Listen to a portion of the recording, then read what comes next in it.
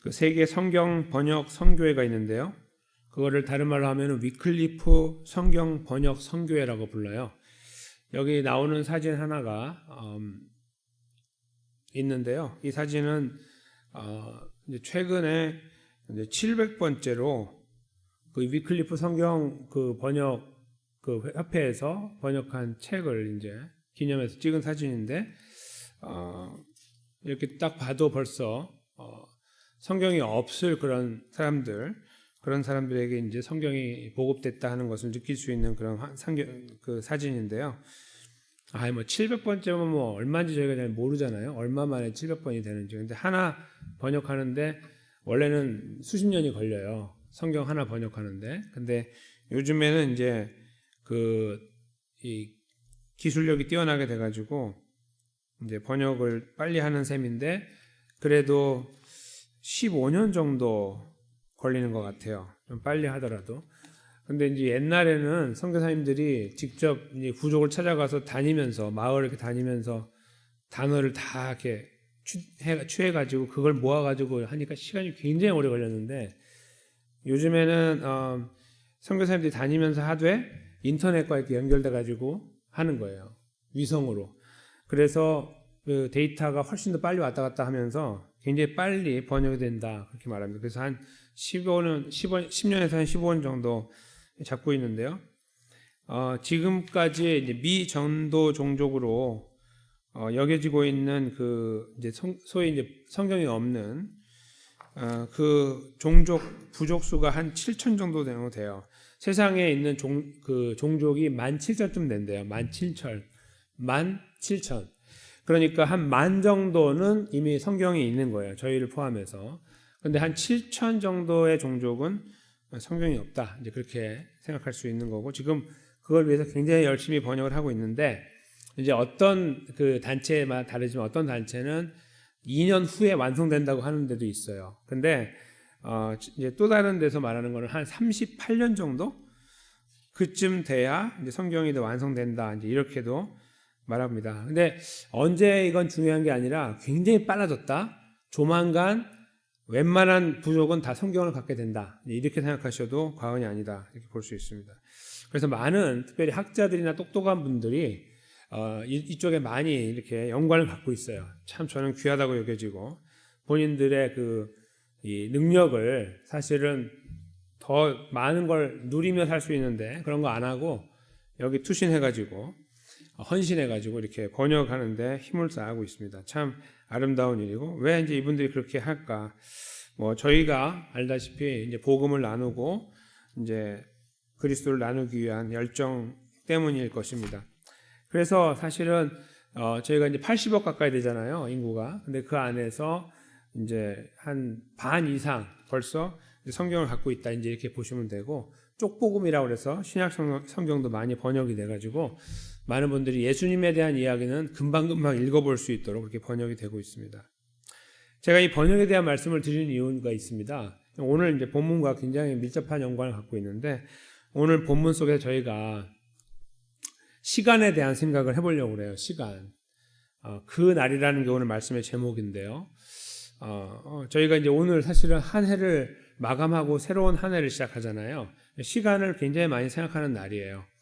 그래서 이제 오늘 말씀의 제목을 그 날로 잡고 오늘 본문의 말씀에 들어가서 저희에게 그 날 또는 시간에 대해 주시는 하나님의 음성을 함께 들으며 이 한 해를 마감했으면 하는 마음입니다. 오늘 저희가 읽은 말씀을 잠깐 들여다보시면 9절에 또 약속하신 이는 미쁘시니 우리가 믿는 도리의 소망을 움직이지 말며 굳게 잡자 이렇게 표현되어 있습니다. 약속하시는 이는 여기서 말하는 약속하는 분은 누구냐면 하나님입니다. 그리고 미쁘다는 말은 일전에 한번 설명드렸지만 예쁘다라는 말이 아닙니다. 그렇게 이해하는 분들이 계시더라고요. 미쁘다는 건 예쁘다 그런 말이 아니고 믿을 수 있다, 신뢰할 수 있다 그런 말이에요. 고어죠, 고어. 요즘에 안 쓰는. 그래서 약속하신 이는 신뢰할 수 있고 믿을 수 있는 분이니 이제 그런 말이에요. 그 23절에 그러니까 우리가 믿는 도리의 소망을 움직이지 말며 굳게 잡자 이렇게 쓰고 있는 거죠. 근데 여기서 말하는 도리의 소망이라는 거는요, 일종의 우리의 소망의 고백이라 그런 말이에요. 그러니까 도리의 소망이 그냥 지나가는 말로 도리의 소망 뭐야 이렇게 말하는데 할 수 있는데 우리가 소망이 있다면 소망을 가지고 고백을 할 수 있다 그런 말이에요. 도리, 삶의 도리 그런 거 있잖아요. 이게 진짜 도리야 인간이 해야 될 도리 그런 말이거든요. 그걸 우리가 다른 말로 바꾸면 고백이라고 말할 수 있는 거예요. 그러니까 약속하신 하나님이 믿을만 하기 때문에 우리는 우리가 지켜야 되는 이 소망의 고백을 지켜야 된다. 그것이 23절의 말씀이에요. 그러면서 서로 돌아보아 사랑과 선행을 격려해야 된다. 즉 자기 자신만 그렇게 소망을 붙잡고 소망의 고백을 가지고 살아가는 것이 아니라 함께 이 걸음을 걸어가야 된다. 이걸 교회를 말하는 거예요. 저희가 교회 모이면 함께 예배하고 서로 믿음을 복돋잖아요.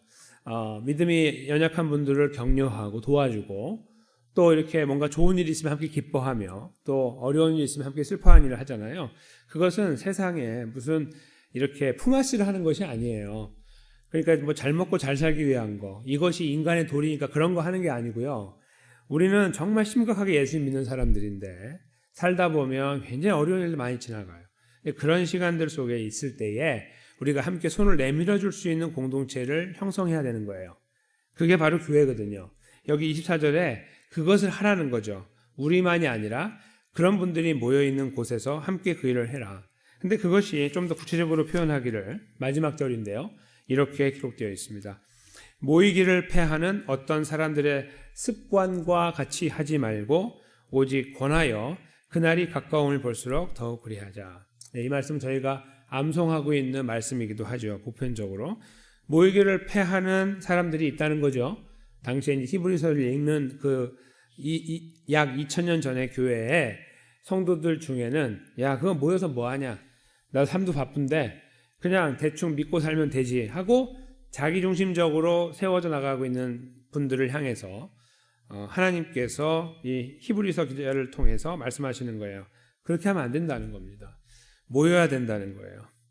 그래서 그렇게 하는 자들이 있지만 그들을 따라가지 말고 그런 말이죠. 습관과 같이 하지 말고 오직 권하여 그날이 가까움을 볼수록 더욱 그리하자. 즉 뭔가 어떤 날을 향해 가고 있어. 오늘 제목이 저기서 나왔죠. The day라고 써있는데 그날이 점점 가까우는 것을 보면 볼수록 더 모이기를 힘쓰자. 그런 말이겠죠.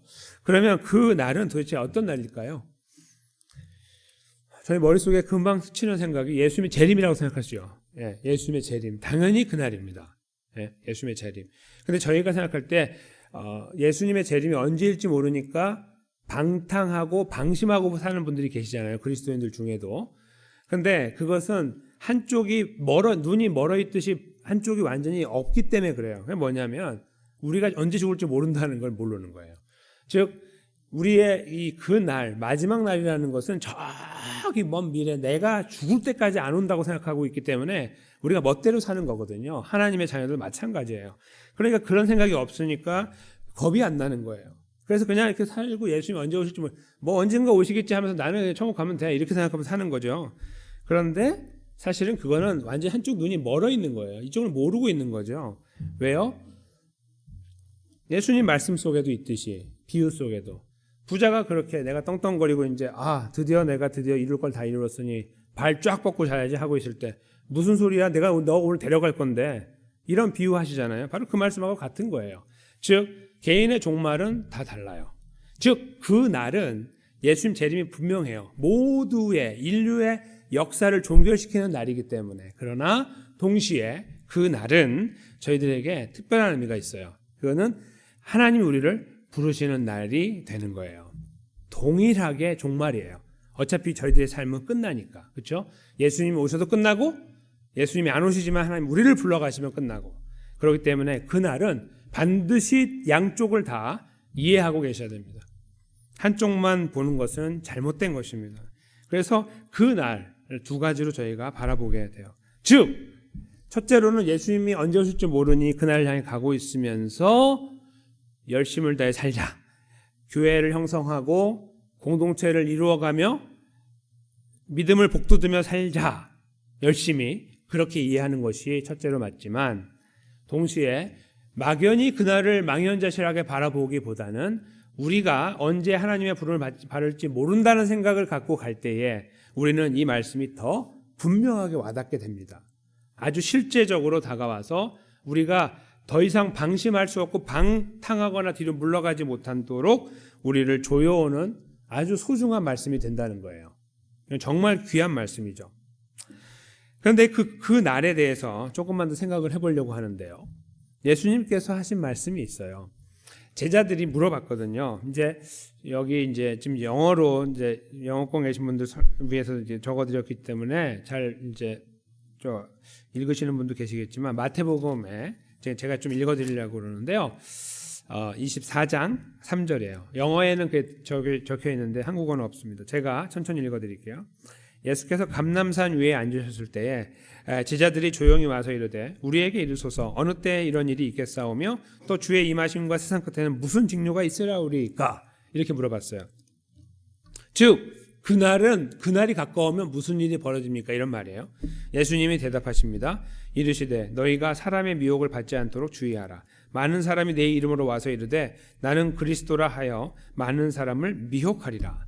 자, 첫째로 미혹이 있다. 둘째로 난리와 난리 소문을 듣겠으나 너희는 삼과 두려워 말라. 이런 일이 있어야 하되 아직 끝은 아니다. 난리가 나고 있는 거예요. 세상에 난리가 나는 것을 이렇게 보는 거죠. 요즘 뉴스를 열면 사방에 난리가 나고 있죠. 그걸 늘 보고 있는 거예요.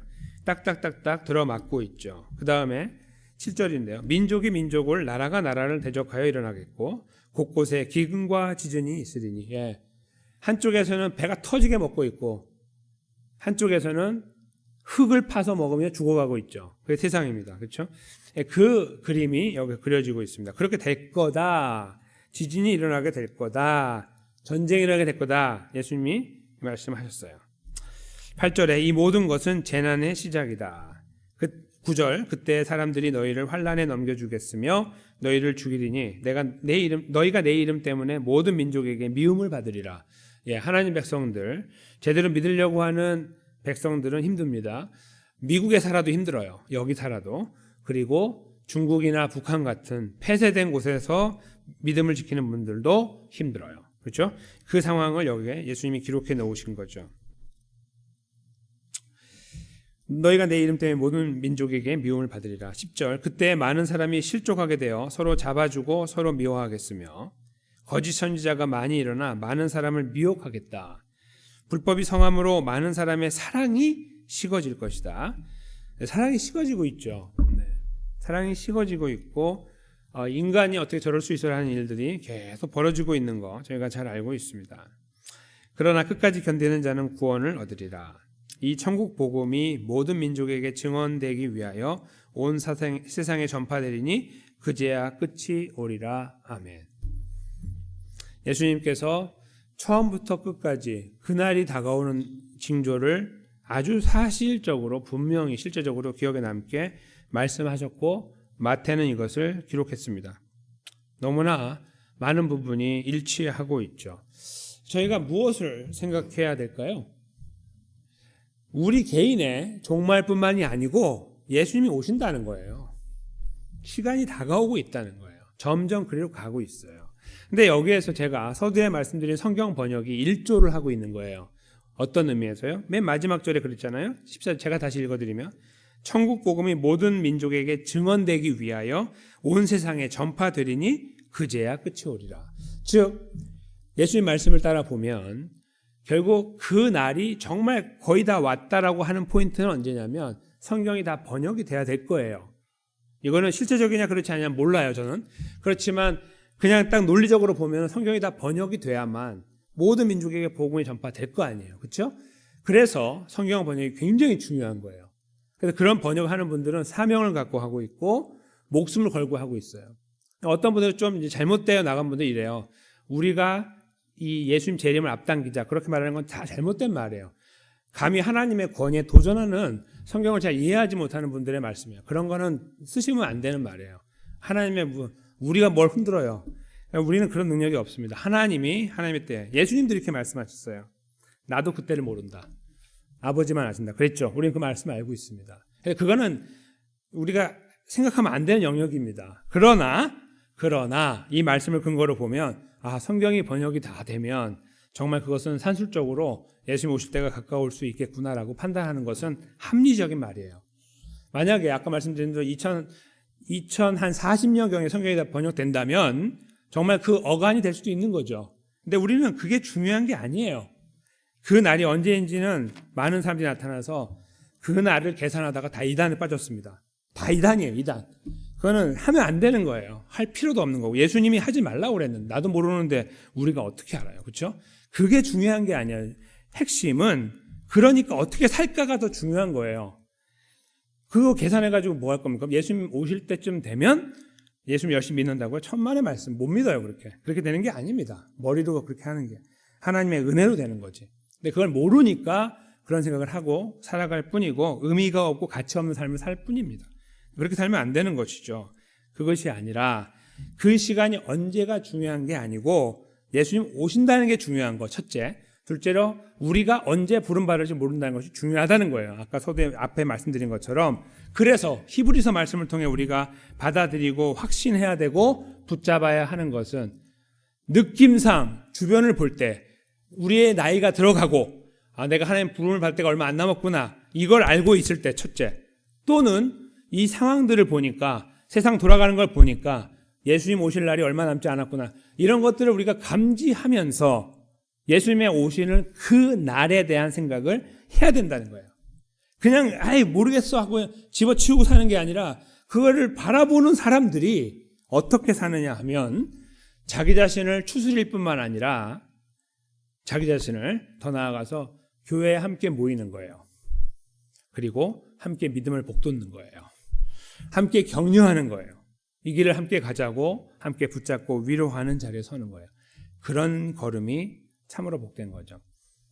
다른 것이 복된 것이 아니라 대단한 것은 복된 것이 복되다고 복되지 않다고 말할 수는 없으나 그거를 추구할 필요는 없습니다.